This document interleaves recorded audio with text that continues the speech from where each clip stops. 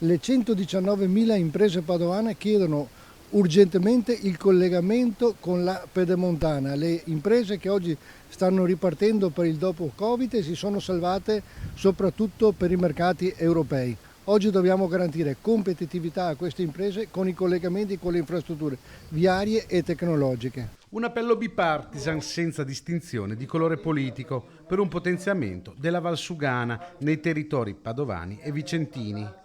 Un collegamento necessario per la Pedemontana Veneta con il casello di Bassano Ovest, richiesto da 18 sindaci del territorio e dai presidenti delle due province interessate. C'era anche un appello di unione come enti locali per far sì che la Regione poi possa dare una risposta concreta anche nel prossimo triennale delle viabilità e quindi delle opere che si vanno ad inserire. Questo tratto di strada deve essere inserito appunto nell'ambito della gestione della Regione, quindi di Veneto Strada. Una forte spinta anche dalle associazioni di categoria che sul territorio lavorano e che vedono in queste infrastrutture una necessità per far crescere le imprese e il territorio.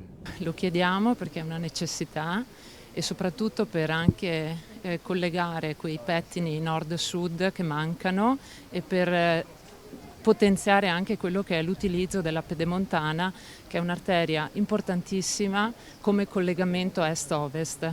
Però ci sono dei collegamenti, e parlo della strada statale 308 e della Valsugana, che necessariamente hanno bisogno di essere, collegati alla Pedemontana e potenziati nel caso della Valsugana.